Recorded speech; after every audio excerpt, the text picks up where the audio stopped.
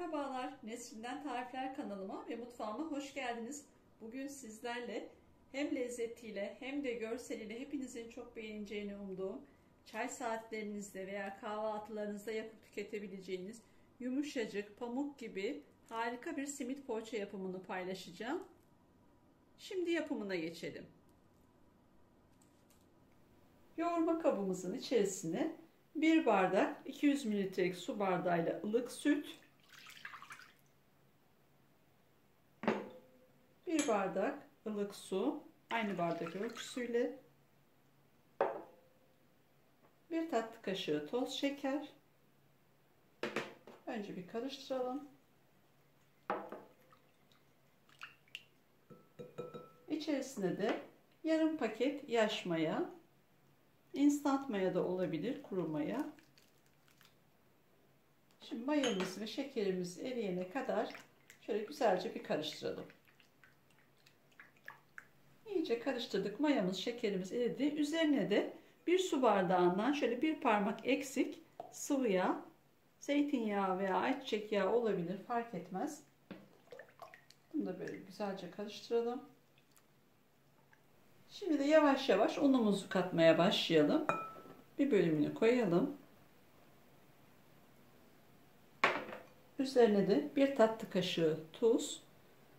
Önce kaşıkla, daha sonra elle yoğurmaya geçeceğim. Kaşığımızla şöyle güzelce yavaş yavaş unumuzu yedirerek karıştıralım. Un ölçüsü veya malzemelerin hepsi videonun altındaki açıklamalar kısmında yer almakta. Kafanıza takılan bir şey olduğunda veya unuttuğunuzda videoda kaçırmış olabilirsiniz. Oradan da bakarak yararlanabilirsiniz. Şimdi biraz daha un ilave ediyorum.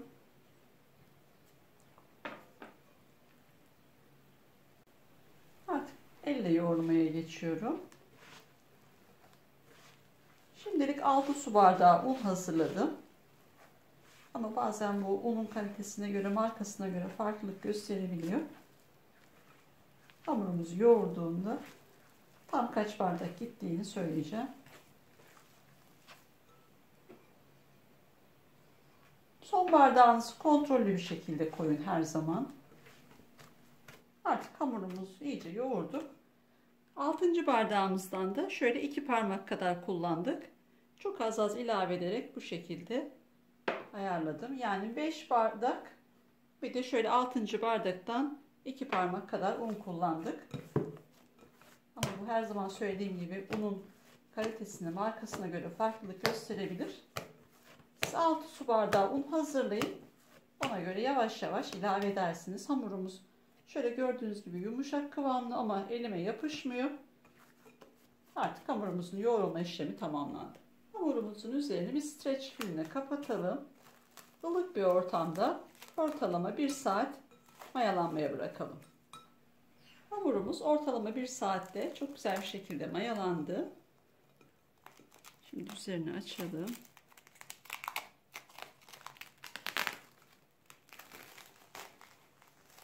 Şöyle bir spatula ile havasını alalım. Maya kokusu gitsin. Daha sonra şöyle güzelce bir toparlayalım. Hamurumuzdan şöyle cevizden büyük, mandalinadan küçük şöyle parçalar koparalım ve elimizle yuvarlayalım. Şöyle bir tepsimiz, tabağımız var. Bunu alalım. Bu şekilde daha eşit ölçülerde olur. Mümkün olduğunca aynı boyutta bezeler hazırlamaya çalışalım.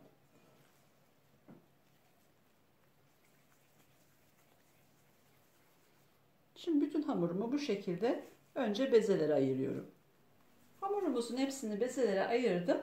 Benim ölçülerim ve benim boyutlarımda 20 adet bezemiz oldu. Bu büyüklüğüne veya küçüklüğüne göre fark edebilir. Sayı hiç önemli değil.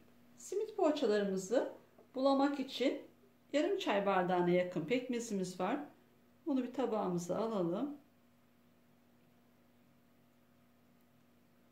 İçerisine de şöyle bir çay bardağından 1-2 parmak eksikli suyumuz var. Bunu da alalım. Şöyle güzelce bir karıştıralım. Çünkü poğaçalarımızı bu suya bulayıp susama batıracağız. Önce bunu hazırlayalım. Simit poğaçalarımızın dolgu malzemesi olarak içine ben kaşar peyniri koyacağım. İsterseniz beyaz peynir de koyabilirsiniz. O sizin tercihinize kalmış. Önce pekmeze, daha sonra da susama bulayacağız. Bunun içinde pastane susamı var. Bu simit susamı diye satılıyor. Ben bir pastaneden aldım. Kavrulmuş susam veya normal çiğ susam da kullanabilirsiniz. Bu da bir bardağa yakın bir susamımız var burada. Şimdi simit poğaçalarımızın iç dolgu malzemesini koyarak hazırlamaya başlayalım. Bir tanesini alalım. Şöyle elimizde her tarafını eşit oranda inceltelim.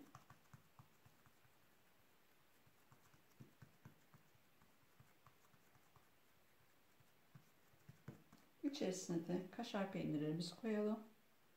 Yanlardan şu şekilde kapatalım. Ve şöyle katlayarak kapatalım, yuvarlayalım. Şu şekilde şimdi hazırlayalım.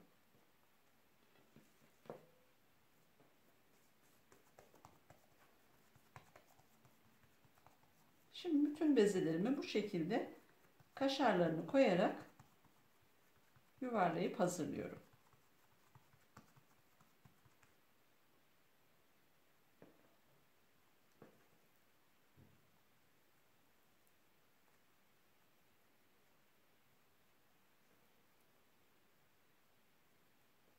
Hazırladığımız simit poğaçaları ön yüzeyini şimdi önce pekmezli suya batırıyorum. Daha sonra susama buluyorum. Sadece bir tarafını ıslatıyorum. Gördüğünüz gibi her tarafını değil.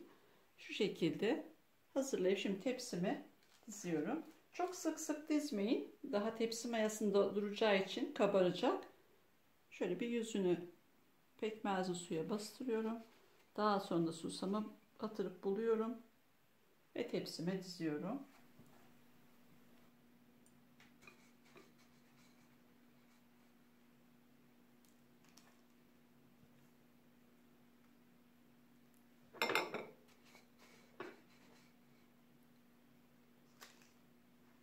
Simit poğaçalarımızın hepsini hazırladık. Harika oldular. Şimdi ılık bir ortamda üzerlerini örterek ortalama 25-30 dakika tepsi mayasında dinlendirelim. Poğaçalarımız tepsi mayasında 30 dakika dinlendi. Gördüğünüz gibi pufuduk pufuduk oldular. Hepsi çok güzel kabardılar. Şimdi önceden ısıtılmış alt üst ayar 180 dereceye pişmeye gönderiyorum.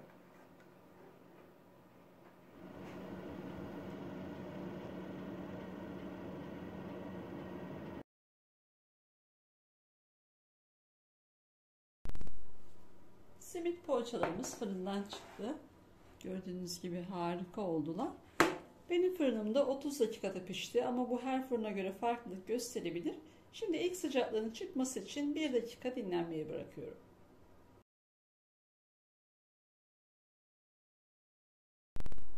Simit poğaçalarımız 1-2 dakika dinlendi. Gördüğünüz gibi harika oldu. Yumuşacık, pamuk gibi, içi kaşar dolgulu. İster çay saatlerinizde, ister kahvaltılarınızda yapıp tüketebileceğiniz harika bir simit poğaça. Şöyle bir de iç dokusuna bakalım. Harika, yumuşacık, pamuk gibi bir poğaçamız oldu. Tüm deneyenlere şimdiden afiyet olsun. Kanalıma abone olup bana destek olursanız çok sevinirim. Başka bir tarifte görüşmek dileğiyle. Hoşça kalın.